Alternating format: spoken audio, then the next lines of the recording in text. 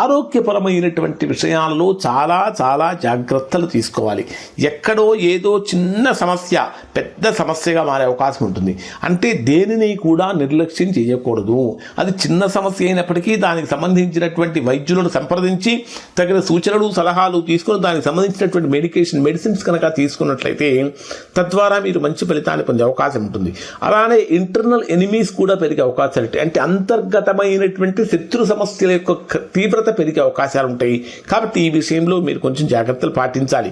ఇక 23వ తేదీ నుంచి 25వ తేదీ వరకు కనుక తీసుకుంటే ఎవరైతే కాంపిటీషన్ ఎగ్జామ్స్కి అటెండ్ అవుతూ ఉంటారో, పోటీ పరీక్షలకి, గవర్నమెంట్ జాబ్స్కి వీటికి అటెండ్ అవుతూ ఉంటారో అటువంటి వారు ఖచ్చితంగా విజయం సాధించే అవకాశాలు మాత్రం ఇక్కడ మీకు కనిపిస్తుంది. ఎందుకంటే ఆ 6వ స్థానంలో సంచరించేటటువంటి చంద్రుడు పోటీ ప్రపంచంలో మిమ్మల్ని బాగా ముందుకు తీసుకెళ్ళిపోతాడు. ఇది చాలా అద్భుతమైనటువంటి ఫలితాన్ని ఇస్తుంది అని చెప్పాలి. ఇక 25వ తేదీ రాత్రి 12:54 నుంచి 28వ తేదీ ఉదయం వరకు ఉండేటటువంటి సమయాన్ని పరిశీలిస్తే కుటుంబ సంబంధాల మీద, వ్యాపార సంబంధాల మీద ఎక్కువగా ఫోకస్ చేసే అవకాశం కనిపిస్తూ ఉంటుంది. ఎక్కడా దేనిని కూడా నిర్లక్ష్యం చేసేటటువంటి పరిస్థితి ఇక్కడ ఈ రాశి వారికి కనపడదు.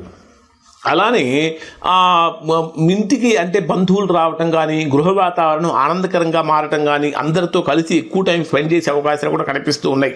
అలానే దూర ప్రాంతాలకు వెళ్ళడానికి, దూర ప్రయాణాలకు కూడా ఇక్కడ మీకు అవకాశం కనిపిస్తూ ఉన్నది. అలానే 28వ తేదీ ఉదయం 4 గంటల నుంచి 28వ తేదీ రాత్రి వరకు ఉండేటటువంటి సమయం కొంచెం ధనుర్రాశి వారికి ఎక్కడో ఏదో తేడా పడుతున్నది. ఎక్కడ తేడా పడుతున్నదో తెలియదు, కానీ ఏదో జరుగుతున్నది. ఆర్థికంగా రావాల్సిన తరం చేతికి అందట్లేదు, కట్టాల్సినవి కట్టేస్తున్నాము. అసలు ఏమైపోతున్నది, ఎందుకు ఇలా అయిపోతున్నాం అనే ఒక రకంగా చెప్పాలంటే ప్రతికూలమైనటువంటి ఆలోచనలు మనిషిని, ధనుర్రాశి వారిని నించున్న చోట నించోనీయకుండా చేసే అవకాశం కనిపిస్తూ ఉంటుంది.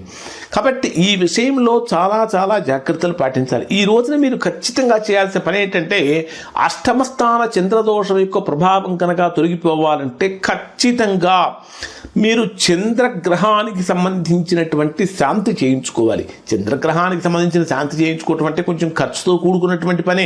అటువంటివి కాకుండా ఖర్చు లేకుండా కూడా మనము చేసుకునేటటువంటి కొన్ని పరిహారాలు ఏమిటంటే, ఎవరికైనా అసలే పేదవాళ్ళకి ఒక 1/2 కేజీనో బియ్యం కనుక దానంగా సమర్పించినట్లయితే మంచి ఫలితాలు పొందుతారు.